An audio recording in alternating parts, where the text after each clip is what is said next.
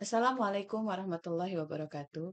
Dalam video ini akan disampaikan mengenai demonstrasi kontekstual pemikiran filosofis Ki Hajar Dewantara sebagai bagian dari tugas demonstrasi kontekstual modul 1.1 pada program pendidikan guru penggerak. Metafora pemikiran Ki Hajar Dewantara yang disusun oleh Retno Damayanti, calon guru penggerak angkatan 6 tahun 2022 dengan fasilitator Bapak Ishak dan pengajar praktik Bapak Agus Prasetyo. Metafora filosofi Ki Hajar Dewantara mengenai asas trikon dapat dilambangkan sebagai metamorfosis kupu-kupu. Metamorfosis kupu-kupu merupakan perubahan bentuk tubuh kupu-kupu dari telur, larva, pupa, dan imago. Proses perubahan ini seperti proses pendidikan para murid. Fase yang pertama adalah telur.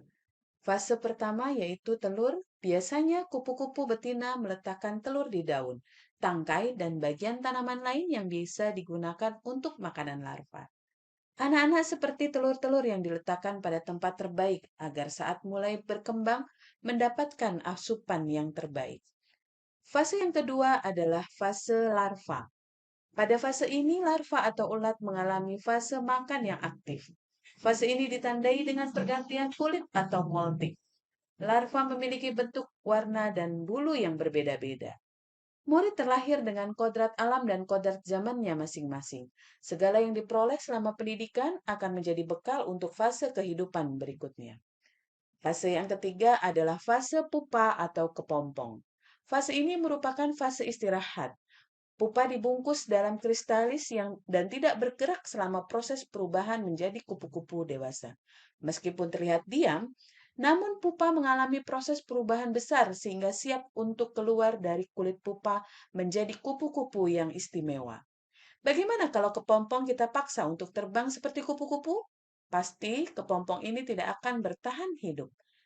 Demikian pendidikan, hanya tuntunan dalam hidup tumbuhnya anak, tumbuh menurut kekuatan kodratnya sendiri. Dan fase yang terakhir adalah imago. Kupu-kupu dewasa akan keluar dari pupa setelah matahari terbit atau siang hari. Proses keluarnya kupu-kupu dari pupa dipengaruhi oleh faktor abiotik, seperti kelembapan, suhu, dan cahaya matahari. Demikianlah analogi metamorfosis dalam pendidikan. Metamorfosis dimulai dari telur, begitupun pendidikan dimulai sejak awal kehidupan seorang murid. Bermetamorfosis artinya mengikuti kodrat alam dan zaman, penyesuaian diri dengan fase-fase yang dilalui oleh setiap murid. Pendidikan adalah tuntunan. Bagaimana kalau kepompong kita paksa untuk terbang seperti kupu-kupu seperti yang tadi dibahas? Tentu dia tidak akan bertahan lama untuk hidup. Sama halnya dengan murid-murid kita. Jika dipaksa untuk melakukan sesuatu yang belum bisa dilakukan, maka anak itu tidak akan mengenal bidang dari dirinya sendiri. Dan yang terakhir, kupu-kupu dewasa memiliki warna yang menarik. Warna sayap kupu-kupu dipengaruhi oleh lingkungan. Menjaga lingkungan pendidikan menjadi salah satu faktor kebaikan hasil pendidikan tersebut.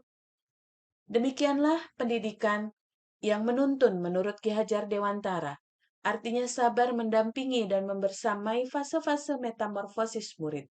Menyiapkan lingkungan terbaik, berjalan sesuai kodrat tanpa ada memaksa. Berikutnya adalah daftar pustaka yang kami sertakan dalam pembuatan video kali ini. Terima kasih atas perhatiannya.